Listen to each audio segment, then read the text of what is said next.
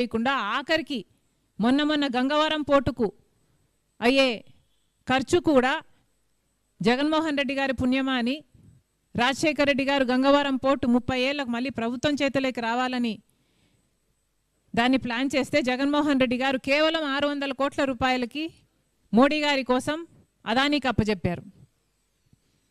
దాంట్లో కూడా మళ్ళీ విశాఖపట్నం స్టీల్కే నష్టం జరిగింది. ఇలా ఒకటి రకంగా కాదు అనేక రకాలుగా విశాఖపట్నం స్టీల్ను కూనీ చేయాలని నిర్ణయించుకొని ఒక కుక్కను చంపాలంటే అది పిచ్చి కుక్క అని నిరూపిస్తే చాలు జనాలే రాళ్ళేసి చంపుతారు అన్న పద్ధతిలో ఈ ప్రాజెక్టే మంచిది కాదు అన్న రీతిలో దీన్ని తయారు చేసి నష్టాల పాలు చేసి అప్పుల పాలు చేసి ఈరోజు ఈ స్థితికి తీసుకొచ్చారు.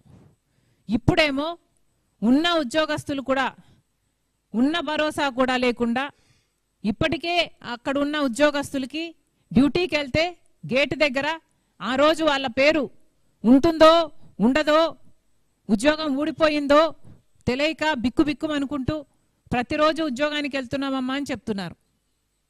ఇప్పుడు ఉన్న వాళ్ళకు కూడా భరోసా లేకుండా ఇప్పుడు కొత్తగా మళ్ళీ అక్కడ యూనియన్ సంఘాలు చెప్తున్న దాని ప్రకారం అయితే 44 పనులకు కొత్తగా ఎక్స్ప్రెషన్ ఆఫ్ ఇంట్రెస్ట్ని ఇన్వైట్ చేశారు. ఇది అన్యాయం కాదా అని అడుగుతున్నాం. ఇదే పద్ధతిలో హిందుస్థాన్ జింక్ విశాఖపట్నం స్టీల్ పక్కన హిందుస్థాన్ జింక్ ఉండేది. దాంట్లో 8000 మంది పనిచేసేవాళ్ళు. మోడీ పుణ్యమా అని దాన్ని ప్రైవేటీకరణ చేశారు. వేదాంత గ్రూప్కి ఇచ్చేస్తే వాళ్ళేమో మొత్తం ఉద్యోగస్తుల్ని తీసేసి నిలువ నీరు లేకుండా చేసి ఆ హిందుస్థాన్ జింక్ సంబంధించిన ల్యాండ్ను మొత్తం రియల్ ఎస్టేట్గా మార్చేసి వ్యాపారం చేసుకుంటున్నారు. అదే చేయాలని చూస్తున్నారు విశాఖపట్నం స్టీలుకు కూడా. 2 డీళ్లకు పెద్ద తేడా లేదు. విశాఖపట్నం స్టీలుకు కూడా 20,000 ఎకరాలు భూములు ఉన్నాయి. ఈ రోజుటి వాల్యూ అయినా దాని 4 లక్షల కోట్ల పైనే దాని విలువ ఉంటుంది. కేవలం ఆ భూముల మీద వీళ్ళ కన్ను పడింది కాబట్టి ఇదంతా చేస్తున్నారు. ఇది అన్యాయం కాదా?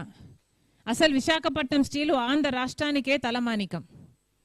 అలాంటప్పుడు దీన్ని కాపాడుకోవాలని ఒక్కరైనా ఎందుకు ప్రయత్నించడం లేదు అని అడుగుతున్నాం.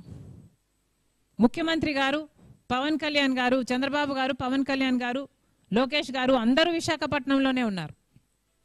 మరి ఇప్పటికైనా ఈ రోజుటికైనా అక్కడ ఉన్నారు కాబట్టి కనీసం ఒక్కరైనా విశాఖపట్నం స్టీల్కు వెళ్తారేమో చూద్దాం.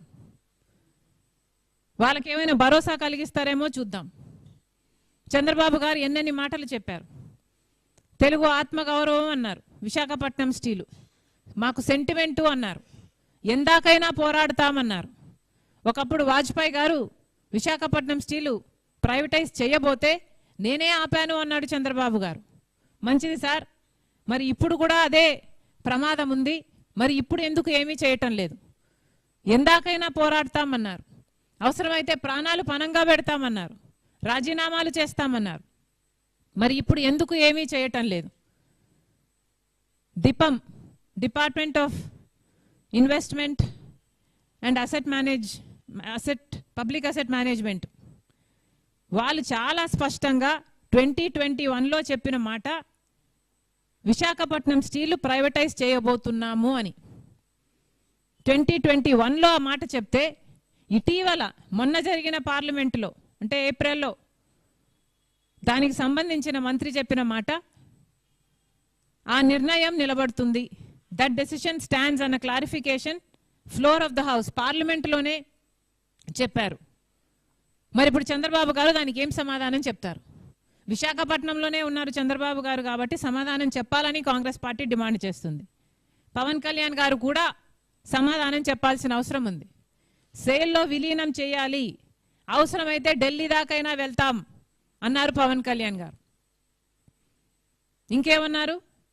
అసెంబ్లీలో తీర్మానం చేస్తామన్నారు, పెద్ద పెద్ద మాటలు చెప్పారు. మరి అవన్నీ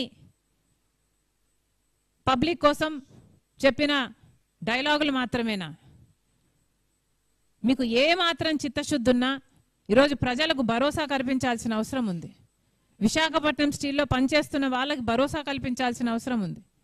మళ్ళీ డిమాండ్ చేస్తున్నాం, ఇవి ఏవైతే ఎక్స్ప్రెషన్ ఆఫ్ ఇంట్రెస్ట్ రిలీజ్ చేశారో దీన్ని వెనక్కి తీసుకోవాల్సిన అవసరం ఉంది. విశాఖపట్నం స్టీల్ మీద చంద్రబాబు గారు, పవన్ కళ్యాణ్ గారు, లోకేష్ గారు ముగ్గురు విశాఖపట్నంలోనే ఉన్నారు. దీని మీద క్లారిఫికేషన్ ఇవ్వండి. ఒక్కరైనా కనీసం విశాఖపట్నం స్టీల్ను విజిట్ చేయండి. చాలా మందికి మీరు భరోసా కల్పించిన వాళ్ళు అవుతారు. విశాఖపట్నం స్టీల్ ప్రైవేటైజ్ చేయడానికి కాంగ్రెస్ పార్టీ ఎప్పటికీ ఒప్పుకోదు. ఇది ఒక పోరాటంలా, ఒక ఉద్యమంలా మేము చేపడతాం. మళ్ళీ ప్రజలకు మాటిస్తూ థ్యాంక్ యూ.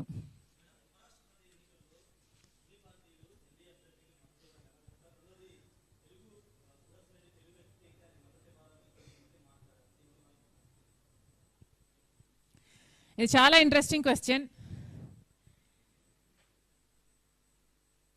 ఎన్డీఏ అభ్యర్థికే చంద్రబాబు గారైనా, పవన్ కళ్యాణ్ గారైనా, వైసీపీ అయినా అందరూ కలిసి మద్దతు ఇస్తున్నారు.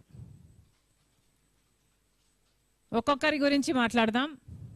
ముఖ్యంగా తెలుగుదేశం పార్టీ ఎన్డీఏ అభ్యర్థికి మద్దతు ఇస్తున్నాం, ఎందుకు ఇవ్వకూడదు, మాది మిత్రపక్షం కదా అంటున్నారు.